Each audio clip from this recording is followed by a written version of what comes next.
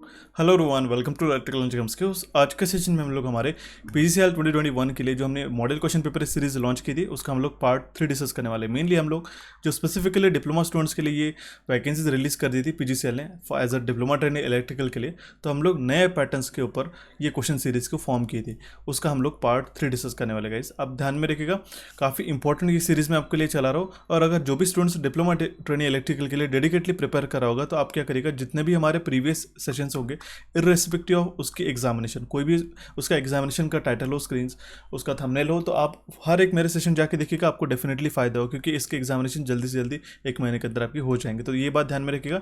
फिर भी हम लोग ये आपके लिए model question paper series launch कर रहे हैं गाइज। आपको बता दो कुछ इंपॉर्टेंट सेशंस की लिस्ट में आपके सामने मेंशन कर दो।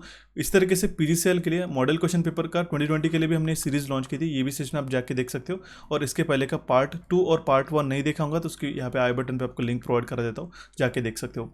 उसी तरीके से 2020 में जो दिसंबर 2020 में एक क्वेश्चन पेपर हुआ था, that means NR2 I guess का NR2 का पेपर था, उसमें क्वांटिटेटिव एप्टीट्यूड के काफ़ी मॉडरेट लेवल के क्वेश्चन आपको देखने को मिले थे। 20 क्वेश्चन थे और काफ़ी जो डिप्लोमा ट्रेनिंग के लिए जो क्वेश्चन आपको पूछे जाते हैं उससे काफ़ी थोड़ा सा हमें मॉडरेट लेवल का ये हमें लगा था। तो ये सेशन आप जाके देख सकते हैं हमारे channel non technical channel Coachify पे। स्पेसिफिकली गाइस आप प्रीवियस ईयर क्वेश्चन पेपर तो देखिए गाइस, जो 120 क्वेश्चन है ये तो आप देख सकते हो, ठीक है। पार्ट 1 पार्ट 2 इस तरीके से मैंने ऑलरेडी मेंशन करा दिया। इलेक्ट्रिकल के जो 17 दिसंबर 2020 को पूछे गए थे, रिसेंट का पेपर है, एज इट इज हमने डिस्कस किया उसमें। ये तो आप देख ही लिया होगा आपने ये तो, बट आपको मैं मेंशन करा दूँ, ये एप्टीट्यूड के क्वेश्चन जाके देखिएगा, काफ़ी इंपॉर्टेंट है। प्लीज़ मैं आपको रिक्वेस्ट करूँगा, ये इंपॉर्टेंट है, आपको आने वाले एग्जामिनेशन के लिए इससे फ़ायदा होगा और आपको पता चल जाएगा कि डिफरेंट क्वांटिटेटिव एप्टीट्यूड के क्वेश्चन किस तरीके से पूछ लेते हैं। क्योंकि आपको होता है 50 क्वेश्चन नॉन टेक्निकल के पूछ जाते हैं और वो काफ़ी बड़ा रोल प्ले करते हैं आपके सिलेक्शन के लिए। अगर आपको डेफिनेट सिलेक्शन चाहिए, कैसे मैं बता दूँ, जो स्टूडेंट्स एकदम अपनी गोल को लेके फर्म है और आपको ये सिलेक्शन चाहिए, इस तरीके से मैं आपको बता दूं कि आपको दोनों भी सेक्शन जो है 120 क्वेश्चंस और 50 क्वेश्चंस को अच्छी तरीके से प्रिपेयर करना होगा, तो भी जाके आपका सिलेक्शन हो सकता है। जो लेवल ऑफ कंपटीशन अभी चल रहा है उसके अकॉर्डिंग मैं सारी चीज़ें आपको बता रहा हूँ, ठीक है। सबसे पहले तो हमें प्रीवियस सेशन का आंसर देखना होगा। प्रीवियस सेशन जो कौन सा था हमारा, ये जो RUNL AE की लिए, दैट मीन्स राजस्थान की जो वैकेंसीज आई थी उसके लिए हमने ये जो हमारा सीरीज 6 था, पार्ट नंबर 6 था, ठीक है। RSCB AE के लिए जो हमने सीरीज शुरू की थी उसमें हमने ये क्वेश्चन पूछा था। दैट मीन्स ये क्वेश्चन क्या था, all the resistors are in the figure are 1 watt. जो भी यहाँ पे रेजिस्टेंस गिवन है ये 1 वैट के है, तो इसमें वैल्यू ऑफ आई, ये जो करंट है आई का वैल्यू कितना हो जाएगा, तो इसका करेक्ट आंसर है ऑप्शन डी, ठीक है। और इस क्वेश्चन का करेक्ट आंसर दिया है उन्होंने, वो टॉप 10 स्टूडेंट्स के नाम है अमित मंडल, राजवीर गुर्जर, जैनेन्द्र कुमार वर्मा सर, हिमांशु जोशी, विवेक गुप्ता, शुभांगी व्यास, मैडेव Y Bhatia, Vishal Bhagwan Das. So short out you guys, you the top 10 student जिन्होंने इस क्वेश्चन का करेक्ट आंसर हमें सबसे पहले दिया है। I have selected top 10 early student. और अगर आप भी चाहते हो कि आपका नाम मैं मेरा नेक्स्ट सेशन में लूँ, सेशन को एंड तक देखना है। सेशन के एंड में जो भी मैंने आपको क्वेश्चन पूछा है उसका करेक्ट आंसर आपको हमें कमेंट बॉक्स में कमेंट करना होगा एज अर्ली एज पॉसिबल, ठीक है। तो अभी हम लोग हमारे सेशन को शुरू करते हैं। सबसे पहला क्वेश्चन क्या है हमारे पास में, a Kaplan turbine is a dash. Kaplan turbine हमारा क्या है, एक आउटपुट फ्लो रिएक्शन टर्बाइन है, एक इम्पल्स टर्बाइन है, या फिर एक्सियल फ्लो टर्बाइन है, या फिर high head mixed flow turbine है। तो ध्यान में रखना होगा, कपलान टर्बाइन ये एक हमारा high low head axial flow turbine है। इसके लिए मैंने यहाँ पे चार्ट मेंशन किया है। ये चार्ट से एक क्वेश्चन डेफिनेटली काफ़ी बार एग्जामिनेशन में बनता है, तो ये आपको कंप्लीटली ध्यान में रखना होगा। फ्लो कैसा है वाटर का, टेंजेंशियल है, रेडियल है, या फिर एक्सियल है। इसके डिपेंडेंट हमारे different high head, medium head और लो हेड के लिए जो टाइप्स रहते हैं हमारे टर्बाइंस के, वो रहते हैं हमारे इम्पल्स, रिएक्शन और रिएक्शन, ठीक है। इम्पल्स और रिएक्शन टर्बाइंस रहते हैं। तो इसके अकॉर्डिंग हमारे पास में स्पेसिफिक स्पीड और उसका हेड कितना है वो आपको दोनों बातें ध्यान में रखनी होती है। हाई हेड के लिए जहाँ पे 300 मीटर एंड अबव हेड के लिए हम लोग कौन सा जो टर्बाइन यूज़ करते हैं उसमें हम लोग पेल्टन व्हील टर्बाइन यूज़ करते हैं, ठीक है। मीडियम हेड है 30 मीटर से लेके 300 मीटर के लिए, तो हम लोग यहाँ पे फ्रांसिस टर्बाइन ये यूज़ करते हैं, जो कि एक रेडियल फ्लो और रिएक्शन टाइप ऑफ टर्बाइन है। आजकल ये क्वेश्चंस आपको पूछे जाने के कम चांसेस है, बट यहाँ पे आपको ऐसे पूछा जाएगा कि ये टेंजेंशियल फ्लो है, रेडियल फ्लो है, एक्सियल है, या फिर एक तो इम्पल्स या फिर रिएक्शन की। क्योंकि देखिए गाइस, क्वेश्चंस का जो दायरा है वो लिमिटेड है, ठीक है। क्वेश्चंस आपको यही पूछे जाएंगे कि कपलान टर्बाइन किसके लिए यूज़ होता है, हाई हेड के लिए, लो हेड के लिए। बट जिस तरीके से कॉम्पिटिशन बढ़ रहा है उसमें आपको ये इस तरीके से क्वेश्चन पूछा जाएगी, एक तो इम्पल्स है या फिर रिएक्शन है। तो सारी चीज़ें आपको ध्यान में रखनी होगी, इसलिए मैंने आपके लिए टेबल ये मेंशन किया। जो अगर हमारा हेड जो है वाटर का हेड है, ठीक है, इम्पैक्ट का हेड है, हमारा लो हेड है, लेस देन 30 मीटर्स का है, तो उसके लिए हम लोग प्रोपेलर टर्बाइन यूज़ करते हैं और कपलान टर्बाइन यूज़ करते हैं। तो हाई हेड के लिए हम लोग पेल्टन व्हील, मीडियम हेड के लिए फ्रांसिस और और हमारे पास लो हेड आता है, ठीक है, वो उस केस में हम लोग प्रोपेलर टर्बाइन या फिर कापलाइन टर्बाइन हम लोग यूज़ करते हैं। हाई के लिए पेल्टन, मीडियम के लिए फ्रांसिस, लो के लिए प्रोपेलर या फिर कापलाइन टर्बाइन। इसकी स्पीड भी हमने गिवन है।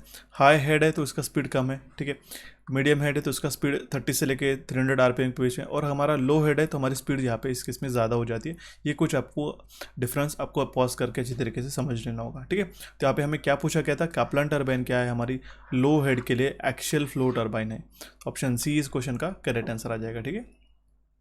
नेक्स्ट क्वेश्चन क्या है हमारा, question number 2, the range of 1 millimeter is to be change to 10 milliammeter. एक 1 मिली एम्पियर का मीटर है हमारे पास में, उसका हमारा जो रेंज है, ठीक है, उसका हमारा रेंज हमें करना है 10 मिली एम्पियर्स का, ठीक है। तो moving coil of the meter has the resistance of 36 ohm, उसका रेजिस्टेंस है 36 ओम्स का। तो हमें रेजिस्टेंस कितना हमें लगेगा, जो कि हम लोग पैरेलल में कनेक्ट करते हैं। इस पैरेलल में कनेक्ट करने वाले रेजिस्टेंस को ही हम लोग क्या कहते हैं, शंट, ठीक है, जो कि हमारा जो एमीटर है इसकी मीटर की रेंज जो है उसके एक्सटेंशन में काम आता है। ये हमारा लो वैल्यू ऑफ रेजिस्टेंस रहता है जो कि हम लोग पैरेलल में कनेक्ट करते हैं, जिसको हम लोग कहते हैं शंट। तो इसका वैल्यू निकालने के लिए एक फॉर्मूला रहता है, RSH will be equals to क्या होता है, RM अपॉन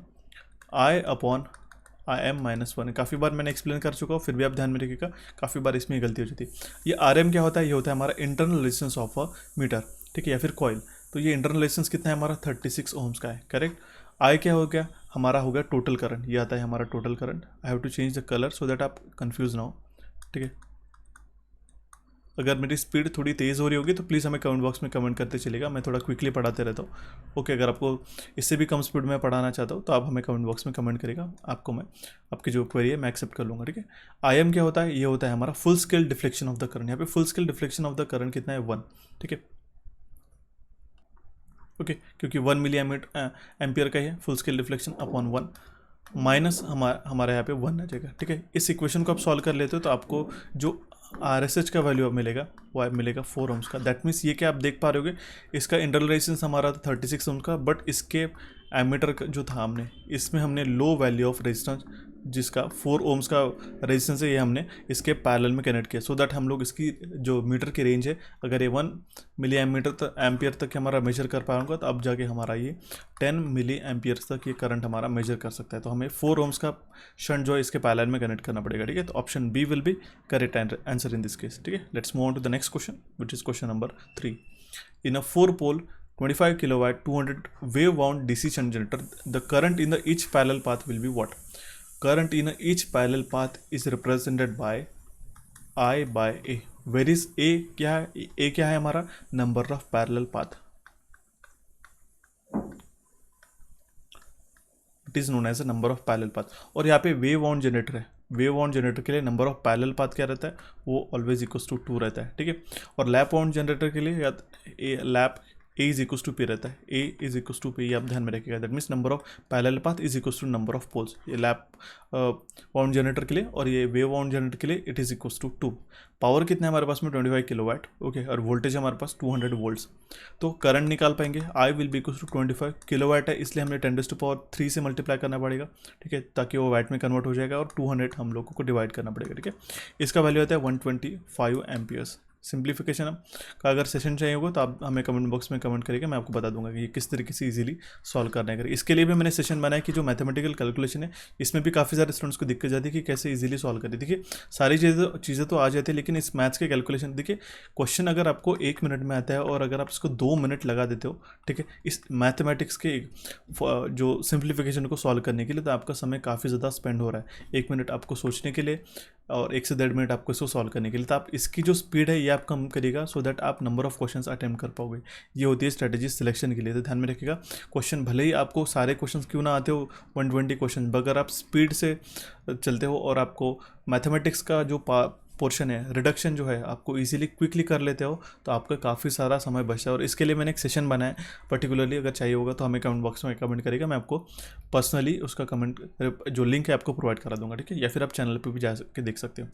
इस केस में नंबर ऑफ पैरेलल पाथ कितने हमारे पास में 2, तो हम लोग इसको 2 से डिवाइड कर देंगे, ठीक है, क्योंकि हमारे पास current in each parallel path बोला है I by A, तो 125 divide by 2 will be 62.5। Simple है गाइस, देखिए 120 का हाफ कितना होगा 60, ठीक है। और यहाँ पे 5 का हाफ कितना हो जाएगा 2.5 इसमें जोड़ दीजिए 62.5 उसका करेक्ट आंसर आ जाएगा। Option B will be correct answer in this case. ठीक है।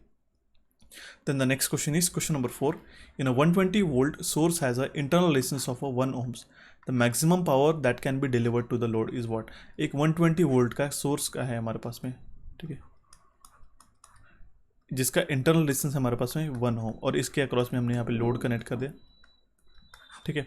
तो हमें पूछा गया कि मैक्सिमम पावर कितना डिलीवर होगा लोड पे। ठीक है। 120 वोल्ट का सोर्स है यहाँ पे। तो ध्यान में रखिएगा इसके लिए फॉर्मूला क्या रहता है, P max is equal to VTH² upon 4RTH। ये मैं जो क्वेश्चन ले रहा हूँ अभी हमारे फर्स्ट 3 सेशन हो चुके हैं, ये काफ़ी इजी लेवल के क्वेश्चंस हम लोग ऐसे कंसिडर करते हैं as compare to the PGCL standard. तो ये बात ध्यान में रखिएगा, हम लोग ये काफ़ी बेसिक्स क्वेश्चन जो कि डेफिनेट से एग्जामिनेशन में पूछा है तो वो हम लोग कवर करेंगे। आगे आने वाले सेशंस में हम लोग मॉडरेट लेवल के क्वेश्चन कवर अप करेंगे, उसकी आप चिंता मत करिएगा। ठीक है। तो P max is equal to VTH² upon 4RTH। VTH का वैल्यू कितना है हमारे पास में 120 उसका स्क्वायर 120 इंटू 120 करेंगे 4 इंटू RTH। RTH का वैल्यू कितना आ जाएगा, इस केस में 1 आ जाएगा। ठीक है। यहाँ पे 30 आ जाएगा, 30 इंटू 12 कितना आता है 36, 12 इंटू 3 36। यहाँ पे हमें दो जीरो यहाँ पे लगा देंगे। ऑप्शन सी इसका करेक्ट आंसर आएगा। दैट मीन्स इस सोर्स के कारण, इस 120 वोल्ट के सोर्स के कारण हम लोग मैक्सिमम 3600 वाट ये पावर जो है हम लोग डिलीवर कर सकते हैं। ठीक है। इसके लिए हमारा फॉर्मूला था। ओके। जब हमारा लोड रेजिस्टेंस हमारा RTH के बराबर हो जाता है तब जाके हम लोग मैक्सिमम पावर ट्रांसफ़र कर सकते हैं। ठीक है। इसके लिए भी कंडीशन है when RL is equal to RTH, ये कंडीशन भी ध्यान में रखिएगा, तब जाके हमारा मैक्सिमम पावर ट्रांसफ़र होता है टू द लोड। ओके। तो the next question is question number 4। Question number 5 इसके लिए देखिए यहाँ पे ये जो इमेज है हमें आंसर के बाद में देखने को मिली, बट फिर भी मैं आपको बताता हूँ। KCL लगा के आप सिंपली IX और IY की वैल्यूज हम निकाल सकते हैं। ये जो IX का करंट की डायरेक्शन आप ध्यान में रखें, इसलिए मैंने जूम्ड आउट इमेज बताई है। ये है हमारा इस तरीके से, और IY की डायरेक्शन है कुछ इस तरीके से। आपको क्या पूछा गया है, value of IX and IY। इस नोड पे आपको ध्यान में रखना होगा। काफ़ी सिंपल है, विद इन अ सेकंड 15 से 20 सेकंड में आपको इसका आंसर आना चाहिए। देखिए इस नोड पे मान लो ये ए नोड है, यहाँ से करंट हमारा आउटपुट जा रहा है 8 एम्पियर्स का। ठीक है। और यहाँ से हमारा 1 एम्पियर का करंट जा रहा है। दैट मीन्स इस नोड पे करंट आने वाला कितना होना चाहिए, +9 एम्पियर, बट इसकी डायरेक्शन कुछ इस तरीके से है, तो यहाँ पे -9 एम्पियर हमारा। ठीक है। ये IX का करंट आ जाएगा। अब ये तो हो गया IX का वैल्यू, -9 तो आ गया हमारे पास में। IY को देखिए, ये जो 8 एम्पियर का करंट फ्लो हो रहा है, मान लो ये यहाँ पे इस नोड पे आ रहा है, B नोड पे, और ये क्या हो रहा है, देखिए ये 8 एम्पियर का यहाँ पे आ रहा है। ठीक है। एक यहाँ पे IY की तरफ जा रहा है, और ये यहाँ पे कितना जा रहा है 5 एम्पियर का। अगर 5 एम्पियर का करंट यहाँ होता है अकॉर्डिंग टू KCL, हम लोग यहाँ पे कितना करंट एज्यूम करेंगे 3 एम्पियर्स। ठीक है। और डायरेक्शन भी इस तरीके से, तो ये हमारा पॉजिटिव 3 एम्पियर इसका करेक्ट आंसर आएगा। That means -9 and +3 will be the value of IX and IY in the following figure. ठीक है। The next question is question number 6. Which of the following measuring instrument works on the principle of electrostatic effect? इसमें से जो instruments हमारे पास में given है, measuring instrument, जैसे कि एमीटर हो गया, वोल्ट मीटर है, DC एम्पियर मीटर है, या फिर वैट मीटर है, तो कौन सा ऐसा इंस्ट्रूमेंट है जो इलेक्ट्रोस्टैटिक प्रिंसिपल पे वर्क करता है, हमें पूछा गया है। तो it is only a volt meter which works on the principle of the electrostatic effect. इसके लिए मैंने आपके लिए एक टेबल मेंशन किया है, आप देख सकते हो। इलेक्ट्रोस्टैटिक इफेक्ट पे वोल्ट मीटर वर्क करता है, मैग्नेटिक इफेक्ट पे, इलेक्ट्रोडायनामिक इफेक्ट पे, इलेक्ट्रोमैग्नेटिक इंडक्शन इफेक्ट पे कौन से इंस्ट्रूमेंट वर्क करते हैं, इसके लिए मैंने स्पेसिफिकली एक चार्ट मेंशन किया। अच्छी तरीके से पढ़ के जाए, सारी चीज़ें पूछा जाते हैं। केमिकल इफेक्ट पे ये काफ़ी बार क्वेश्चन पूछा जाता है। DC एम्पियर और मीटर वर्क करता है। हीटिंग या फिर थर्मल इफेक्ट पे एमीटर या फिर वोल्ट मीटर हमारा वर्क करता है। और इलेक्ट्रोस्टैटिक और केमिकल इफेक्ट पे ये कौन से इंस्ट्रूमेंट वर्क करते हैं, कौन से इफेक्ट्स के कारण, ये आपको ध्यान में रखने होंगे। ठीक है। बढ़ते अभी हमारे नेक्स्ट क्वेश्चन को, और क्वेश्चन नंबर 7। ये क्वेश्चन मैंने इसके पहले भी आपको कराया। The shunt used in a milliammeter is, जो हमारा शंट रहता है मिली एमीटर का, वो क्या करते हैं, हमारी रेंज को एक्सटेंड करता है। ठीक है। और रेजिस्टेंस को डिक्रीज करता है फिर इंक्रीज करता है। तो ध्यान में रखना होगा, वो रेजिस्टेंस को, इफेक्टिव रेजिस्टेंस को डिक्रीज करता है। तो ऑप्शन बी इस क्वेश्चन का करेक्ट आंसर है। ये जो शंट है, अगर आपको मल्टीप्लायर पूछा गया, जो कि हम लोग वोल्ट मीटर की रेंज को एक्सटेंड करने के लिए यूज़ करते हैं, उसका जो रेजिस्टेंस रहता है मल्टीप्लायर, वो काफ़ी हाई रहता है। इसकी रेंज तो एक्सटेंड करता है, बट इसका रेजिस्टेंस भी हमारा बढ़ जाता है। इसका रिवर्स केस किस में, मिली एमीटर में। ये दोनों भी कंडीशंस ध्यान में रखनी होगी। नेक्स्ट क्वेश्चन है हमारा क्वेश्चन नंबर 8। इंपॉर्टेंट क्वेश्चन है ये, एक क्वेश्चन डेफिनेटली यहाँ से बनता है। What is the unit of reluctivity? Reluctivity क्या होता है, जो अपोजिशन होता है हमारे फ्लो ऑफ जो मैग्नेटिक फ्लक्सेस रहते हैं उसको हम लोग कहते हैं रिलक्टेंस। तो रिलेक्टिविटी का यूनिट होता है हमारा मीटर पर हेनरी। मीटर पर हेनरी इसका करेक्ट आंसर आ जाएगा, विच इज़ ऑप्शन बी। यहाँ पे मैंने आपके लिए मेंशन किया है रिलेक्टिविटी 1/μ का उसका यूनिट क्या होता है, मीटर पर हेनरी। ये किससे एनालॉगस है, ये जो हमारे रेजिस्टिविटी रहती है, हमारा एक कंडक्टर है, इसमें जो भी रेजिस्टेंस रहता है, रेजिस्टेंस देखिए, ठीक है, जो करंट को फ्लो होने के लिए रेजिस्टेंस यहाँ पे ऑफर होता है, ठीक है, और उसका कारण क्या, जो हमारे रेजिस्टिविटी रहती है इस कंडक्टर की, इसको हम लोग ओहम मीटर में यूज़ करते हैं। ये भी काफ़ी बार पूछा जाता है, इसलिए मैं काफ़ी कम क्वेश्चंस में आपको ज़्यादा से ज़्यादा कॉन्सेप्ट समझाने की कोशिश करता हूँ। हर एक क्वेश्चन में आप देखिए यहाँ पे हमने अगर कंसिडर करते हैं तो काफ़ी क्वेश्चंस यहाँ पे एक ही स्लाइड से आपको बन सकते हैं। तो सारी चीज़ें आपको पॉज करके पढ़नी है। मैं आपको जितनी भी सारी चीज़ें बताता हूँ डेडिकेटली, काफ़ी कम टाइम में और ऑप्टिमम तरीके से आपको सारी चीज़ें बताने की कोशिश करता हूँ। जितना मैं आपको बताता हूँ उतना सारा चीज़ें फॉलो करते जाइएगा। अगर जो स्टूडेंट्स फ्रेशर्स है, इस साल नए से PGCL के लिए अप्लाई कर रहे होंगे, तो एग्जामिनेशन दे रहे होंगे, क्योंकि इन्होंने क्या, PGCL ने क्या किया, ठीक है, इस साल जो भी लेटरल एंट्री या फिर जो बी या फिर हायर क्वालिफिकेशन है इसके लिए डिस्क्वालीफाई कर दिया। Only diploma students are eligible to apply, that means सिर्फ डिप्लोमा स्टूडेंट्स इसके लिए भरा होगा, ठीक है। और due to being a fresher, ठीक है, तो आपको मैं बता दूं, अगर फर्स्ट टाइम आप कॉम्पिटेटिव एग्जाम के लिए प्रिपेयर करोगे या फिर PGCL के लिए प्रिपेयर करोगे, तो सारी चीज़ें मैं जो बताता हूँ आप सब चीज़ें आपको फॉलो करनी होगी, ठीक है। हालांकि हमारा जो एप्लीकेशन है हमारे दोनों भी चैनल्स के, उसके ऊपर मैंने फ्री PDFs अपलोड करा दिए। स्टडी मटेरियल के टैब्स में जाके आप नोट्स के सेक्शन में जाके इसको पढ़ सकते हो, ठीक है। तो आपको ध्यान में रखना होगा, ये एनालॉजी है between electric and magnetic circuit में। जो एनालॉगस रहते हैं इलेक्ट्रिक सर्किट में और मैग्नेटिक सर्किट में टर्म, जैसे कि मैग्नेटोमोटिव फोर्स MMF जिसको हम लोग कहते हैं, इसका यूनिट क्या होता है, एम्पियर टर्न्स। और इसको हम लोग इलेक्ट्रिक सर्किट में जो किससे एनालॉगस रहता है वो रहता है MMF। आपको क्वेश्चन ऐसा पूछा जाएगा कि flux in a magnetic circuit is analogous to what in a electric circuit. तो ये हमारे करंट के एनालॉगस रहता है। फ्लक्स को हम लोग वेबर में मेजर करते हैं, एम्पियर टर्न पर सीमेंस में, पर एस दैट मीन्स रिलेक्टेंस में हम लोग उसको मेजर करते हैं, ठीक है। जैसे हमारा रिलेक्टेंस रेजिस्टेंस रहता है जिसमें हम लोग ओहम्स में मेजर करते हैं, एम्पियर टर्न्स पर वेबर में हम लोग रिलेक्टेंस को मेजर करते हैं। और आपको परमियंस, जैसे हमारा कंडक्टेंस रहते हैं 1/Ω, ठीक है, जैसे हमारा रेजिस्टेंस रहता है उसी का इन्वर्ट क्या रहता है, इन्वर्स क्या रहता है, कंडक्टेंस। तो इसके इसमें परमियंस रहता है। परमियंस क्या करता है, हमारा जो मैग्नेटिक मटेरियल है इसमें से फ्लक्सेस को इजीली फ्लो करने के लिए मदद करता है, ठीक है। उसका यूनिट आपको क्वेश्चन में पूछा था, और ये सारे जो यूनिट्स मैंने यहाँ पे मेंशन किया, टेबल काफ़ी इंपॉर्टेंट है, अच्छी तरीके से आपको पढ़ना होगा, ठीक है। अभी हम लोग बढ़ते हैं हमारे नेक्स्ट क्वेश्चन की ओर, जो कि क्वेश्चन नंबर 9। ये इंपॉर्टेंट क्वेश्चन है, voltage regulation of a transformer is given by. इस तरीके से ऑप्शंस रहते हैं, तो काफ़ी बार हम लोग इसको गलत मार्क करके आते हैं, इंस्टेड ऑफ आपको पता रहता है। देखिए V0 क्या होता है, ये होता है हमारा no load secondary voltage. No load secondary voltage. V क्या है, ये हमारा full load secondary voltage. Okay, अभी हमें वोल्टेज रेगुलेशन पूछा गया है ट्रांसफार्मर का।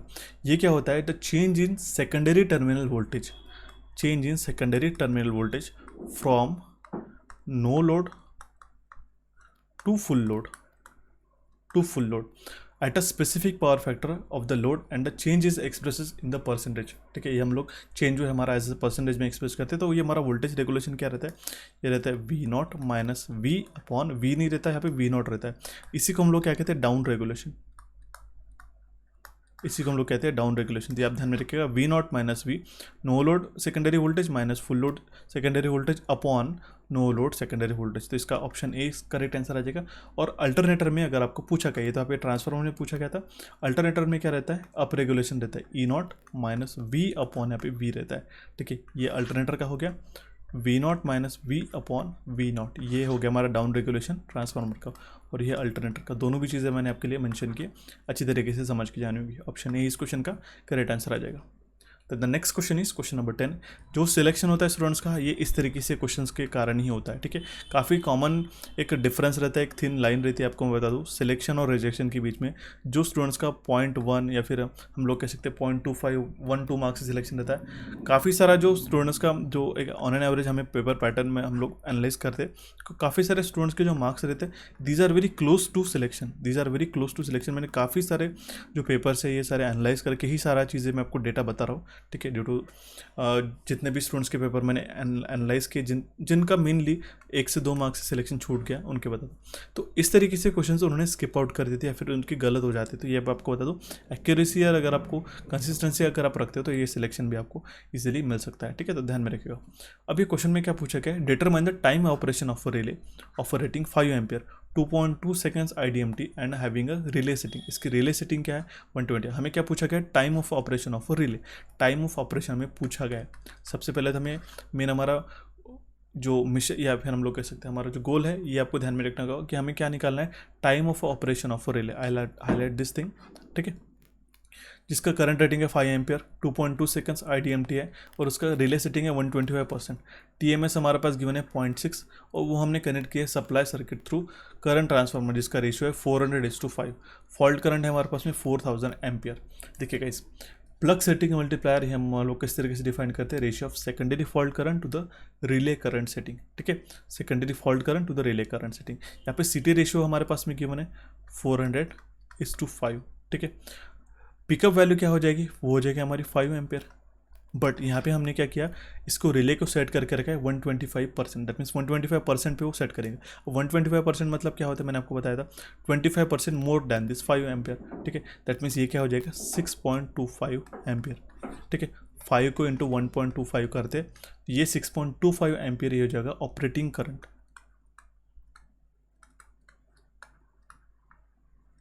Operating current of a relay let's say. Okay, दूसरी वैल्यू हम लोग निकाले थे। ओके, हमारे पास में प्राइमरी फॉल्ट करंट कितना गिवन है 4000 एम्पियर्स का, करेक्ट। तो हम लोग सेकेंडरी फॉल्ट करंट भी हम लोग निकाल पाए थे according to the ratio. Secondary fault current will be equals to primary fault current multiplied by हम लोग क्या करेंगे या फिर हम लोग कह सकते हैं डिवाइड कर सकते हैं प्राइमरी फॉल्ट करंट का, primary fault current divide by CT ratio. अब मैं यहाँ पे डायरेक्टली लिख रहा हूँ, CT रेशियो हमारे पास कितना है गाइस 400:5। ठीक है, तो 5 1 जा 5 8 जा। ठीक है, 5 1 जा 5 5 8 जा 40 और यहाँ पे 80, तो ये हमारा CT रेशियो 80 आ जाएगा। तो IPF दैट मीन्स हमारा प्राइमरी फॉल्ट करंट है हमारा 4000। ओके, अपॉन CT रेशियो आ गया हमारा 80। ठीक है, यहाँ से आ जाएगा हमारा, ठीक है 50। IS fault current secondary fault कितना आ जाएगा हमारा 50। ठीक है, अब हम लोग PSM का वैल्यू निकाल सकते हैं प्लग सेटिंग मल्टीप्लायर का। Let's see take this purple colour. PSM will be, ठीक है 4000 अपॉन हमारे पास में इसका ऑपरेटिंग करंट कितना है रिले का 6.25 मल्टीप्लाइड बाय हमारा जो इसका 80, ये किसका वैल्यू है, हमारा CT रेशियो का वैल्यू होता है। ठीक है 80, तो इसको अगर आप सॉल्व कर ले तो you will get PSM as a 8। ठीक है, तो आपको यहाँ पे जो टेबल गिवन है दिख रहा है, तो यहाँ पे PSM से रिस्पेक्टिव इसका जो टाइम गिवन है, ठीक है ऑपरेटिंग टाइम कितना है 3.2 सेकंड। यहाँ पे इस टेबल का यही इसका मेंशन था, ये ऑलरेडी गिवन रहता है। ठीक है, तो TMS हमारा जो है, ठीक है ये हमारा 0.6 है। ठीक है, TMS हमारा कितना है, टाइम मल्टीप्लायर सेटिंग कितना है हमारा 0.6 है। तो इस केस में एक्चुअल ऑपरेटिंग टाइम कितना हो जाएगा 0.6 मल्टीप्लाइड बाय 3.2, ये हमें टाइम से मल्टीप्लाई करना पड़ेगा 3.2, करेक्ट। देखिए ये टेबल के लिए हमें PSM फाइंड करना था। PSM हमने कैसे फाइंड किया, IS फॉल्ट करंट निकाल लिया, तो इस जाके हम लोग PSM फॉल्ट करने के ऑपरेटिंग करंट भी हमें इसके लिए रिक्वायरमेंट थी, इसका आपको बता दो। ये टेबल से हमने इतना ही फाइंड आउट करें कि इसका टाइम कितना है ऑपरेटिंग टाइम। ठीक है, तो एक्चुअल ऑपरेटिंग टाइम के लिए हमें टाइम निकालना था respective to the various PSM। यहाँ पे जो टेबल में किया था 3.2 मल्टीप्लाइड बाय हमारा TMS का वैल्यू कितना है 0.6, अगर हम लोग मल्टीप्लाई करते थे गाइस तो इसका वैल्यू होता है 1.92 सेकंड। तो ऑप्शन डी इस क्वेश्चन का करेक्ट आंसर आ जाएगा। तो इस तरीके से क्वेश्चंस आपको अच्छी तरीके से सॉल्व करने रहते हैं। ठीक है, तो अभी हम लोग बढ़ते हैं हमारे नेक्स्ट क्वेश्चन की ओर। Question number 11, which diode has a negative resistance region in its characteristics. इसमें से जो डायोड गिवन है photo diode, tunnel diode, varactor diode and zener diode, which has a negative resistance region, ये हमें पूछा गया उसके कैरेक्टरिस्टिक्स में। देखिए ये होता है हमारा टनल डायोड के अंदर। टनल डायोड का सिंबल कुछ इस तरीके से रहता है, नेगेटिव रेजिस्टेंस रीजन ये टनल डायोड का कुछ इस तरीके से रहता है। ठीक है, ओके, ये होता है हमारा पीक पॉइंट। ठीक है, और ये होता है हमारा वैली पॉइंट। ठीक है, ये होता है हमारा एक्स एक्सिस पे सप्लाई वोल्ट, यहाँ पे वोल्टेज, और यहाँ पे हम लोग लिख सकते हैं करंट। ठीक है, this is nothing but a negative resistance region. Okay, ठीक है। This is nothing but a negative resistance region. आप देख सकते हो with respect to current and voltage it is changing in inverse, ठीक है, it is showing a negative resistance region. Okay, ये का किसके बीच में होता है, ऐसा भी क्वेश्चन पूछा था, it is between peak and valley point. तो और टनल डायोड का सिंबल कुछ इस तरीके से आता है, ठीक है। तो tunnel diode has a negative resistance region in its characteristics. Option B will be correct answer in this case. Then the next question is question number 12. Reactance relay is also known as one of the important question. Reactance relay हमारा एक directional restraint over current relay, reactance relay is directional restraint over current relay. और अगर आपको दो और चीज़ें मैं आपको बता दूँ, इम्पिडेंस रिले पूछा जाता है which is a voltage restraint over current relay, voltage restraint over current relay. Impedance relay हो गया। रिएक्टेंस रिले क्या है हमारा, directional resistance over current relay, ठीक है, ठीक है। और आता है हमारा मो रिले। मो relay is a voltage रिस्टेंट direct, voltage रिस्टेंट, ठीक है, वोल्टेज रिस्टेंट डायरेक्शनल रिले। ये आपको ध्यान में रखना होगा, इंपॉर्टेंट है। और आपको ये चीज़ें भी ध्यान में रखना होगी कि रिएक्टेंस रिले हम लोग शॉर्ट ट्रांसमिशन लाइन के लिए प्रेफर करते हैं। जो लॉन्ग ट्रांसमिशन लाइन के लिए देखिए होता है कि जो भी हम लोग रिले सिलेक्ट करते हैं लॉन्ग ट्रांसमिशन लाइन के लिए, उसको लेस वो अफेक्ट लेस होना चाहिए उसके पावर स्विंग्स के कारण, ठीक है। इसलिए हम लोग यहाँ पे मो रिले, यहाँ पे एक्स जेड मो, ये हम लोग इसको एनालॉजी यूज़ करते हैं, शॉर्टकट है। एक्स से शॉर्ट ट्रांसमिशन लाइन के लिए, ये मीडियम ट्रांसमिशन के लिए, और मो जो है वो हम लोग लॉन्ग ट्रांसमिशन लाइन के लिए यूज़ करते हैं। तो रिएक्टेंस रिले जो है हमारा एक directional restraint over current relay है, ठीक है। इम्पिडेंस रिले क्या है हमारा, ये voltage restraint over current relay है। Reactance relay is an over current relay, it is O not a D. Reactance relay is a over current relay with a directional restraint. Okay, तो अभी हमारा इसका correct answer देते हैं option A. देखते हैं अभी हमारा next question, question number 13। In a control system the type of system depends upon the number of. देखिए कंट्रोल सिस्टम के अंदर टाइप ऑफ सिस्टम हम लोग किससे पता करते हैं, poles at the origin of a S plane, ठीक है। टाइप ऑफ सिस्टम हम लोग poles of the origin of S plane से निकालते हैं, और ऑर्डर जो है वो हम लोग टोटल नंबर ऑफ पोल से डिफाइन करती है। दो क्वेश्चंस आपको डेफिनेटली एग्जामिनेशन में काफ़ी बार पूछे जाते हैं, ठीक है। तो ऑप्शन डी इस क्वेश्चन का करेक्ट आंसर है। Type of system depends upon the poles at the origin of S plane. Then the next question is question number 14. The ratio of maximum demand on the power station to the rated capacity on the power station is called as, it is called as a utilization factor. Important है, ध्यान में रखना होगा। utilization factor क्या होता है, ratio of a maximum demand upon rated capacity, ठीक है। ये आपको ध्यान में रखना होगा। इसी तरीके से डिमांड फैक्टर भी काफ़ी बार पूछा जाता है। ये होता है maximum demand upon connected load. ये सारी चीज़ें मैंने आपको बताई। Diversity factor it is always greater than 1।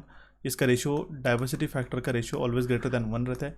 और इसका रेशियो क्या आता है, sum of individual maximum demand upon total maximum upon maximum demand on the power system. तो sum of individual maximum demand हमारी ज़्यादा रहती है as compare to the total as compare to the maximum demand, इसलिए इसका diversity factor हमारा always greater than 1 रहता है। और ये भी काफ़ी बार एग्जामिनेशन में क्वेश्चन पूछा जाता है, ठीक है। तो ध्यान में रखना होगा, option B will be correct answer in this case. The next question is question number 15. In the case of transformer, the increase in the temperature is directly proportional to. In case of a transformer, increase in the temperature is directly proportional to its apparent power. Important है, not a power factor. ठीक है, जैसा हमारा temperature increase होता है वो किसके proportional रहता है, जितना हमारा अपेरेंट पावर बढ़ेगा, ठीक है, पावर रहेगा, उतना हमारा टेम्परेचर भी इसका बढ़ता है। इंपॉर्टेंट है, apparent power is express in VI, ध्यान में रखना होगा। ओके, जो हीट प्रोड्यूस होती है हमारे ट्रांसफार्मर में वो इंक्रीज होते हैं जिससे हमारा करंट इंक्रीज होता है, ठीक है। तो जिस तरीके से हमारा VI बढ़ेगा, दैट मीन्स करंट अगर हमारा बढ़ रहा है तो हमारा टेम्परेचर भी सिग्निफिकेंटली बढ़ता है, ठीक है। Then the next question is question number 16. Astable multivibrator has, astable multivibrator में कितने क्वासी स्टेबल स्टेट रहते हैं या फिर वो स्टेबल स्टेट रहते हैं।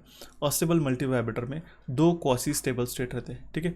अस्टेबल मल्टीवाइब्रेटर ये क्या रहते हैं, हमारे फ्री रनिंग ऑसिलेटर्स रहते हैं जो कि ऑसिलेट करते हैं 2 स्टेट के बीच में कंटिन्यूसली, और 2 स्क्वायर आउटपुट हमें मिलता है, ठीक है। तो दोनों भी स्टेट्स हो जो हमारे स्टेबल नहीं और वो चेंज करते हैं 1 state to another as a, ठीक है। तो इसलिए आपको ध्यान में रखना होगा, it has a 2 quasi stable state. Monostable multivibrator में एक स्टेबल स्टेट रहती है और एक क्वासी स्टेबल स्टेट रहती है, इंपॉर्टेंट है। और बाइस्टेबल में इसमें 2 स्टेबल स्टेट रहती है, ठीक है। तो ध्यान में रखना होगा तीनों भी चीज़ें आपको। Okay, then the next question is question number 17। ये इंपॉर्टेंट क्वेश्चन है।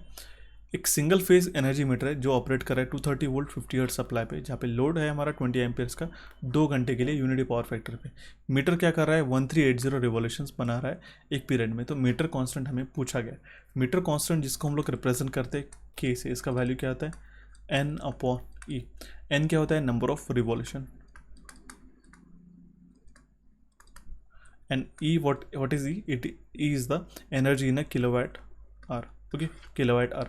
तो कैलकुलेशन हमें निकालना पड़ेगा, पावर निकालनी पड़ेगी और उससे कारण हम लोग एनर्जी निकाल सकते हैं। तो अगर हमारे पास में रिवॉल्यूशंस गिवन है तो एनर्जी हम लोग किस तरीके से निकाल पाएंगे, नंबर ऑफ रिवॉल्यूशंस अपॉन हम लोग एनर्जी से डिवाइड कर देंगे किलोवाट आवर में।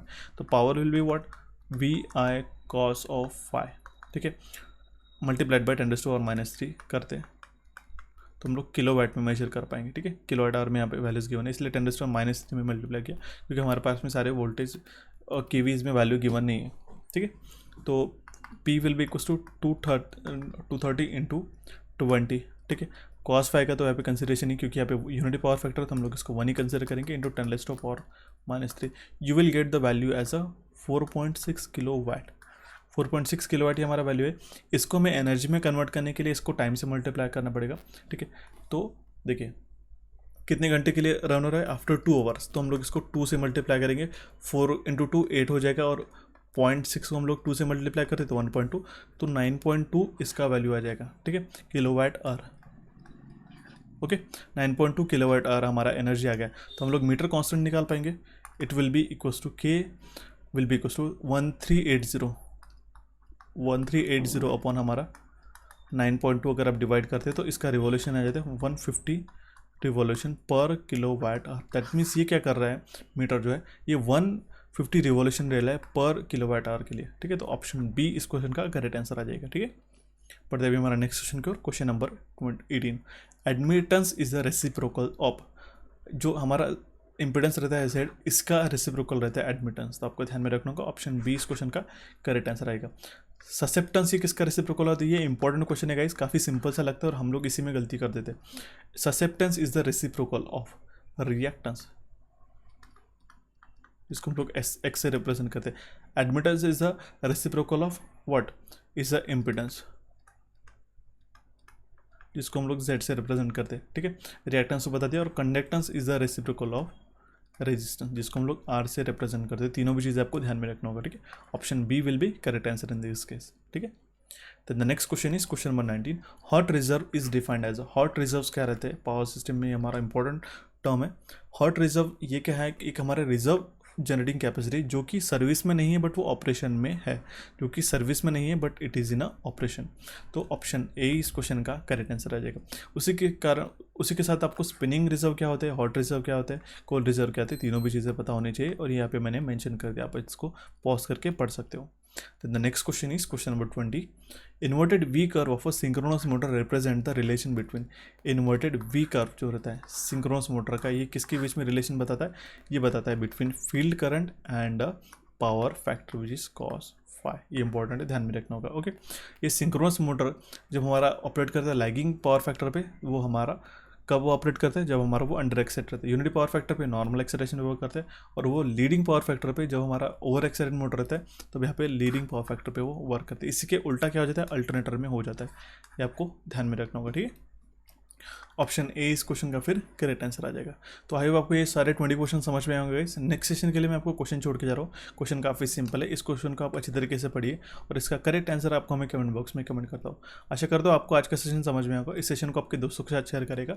हमारे चैनल इलेक्ट्रिकल इंजीनियरिंग एमसीक्यूज और कोचिफाई को यहाँ पे आप क्लिक करके सब्सक्राइब कर सकते हो। हमारे दोनों भी जो एप्लीकेशन जहाँ पे हम लोग आपको कंटेंट और प्रोवाइड करेंगे उसके लिंक आपको डिस्क्रिप्शन बॉक्स में प्रोवाइड कर देता हूँ। So guys, thanks for watching this session, have a nice day.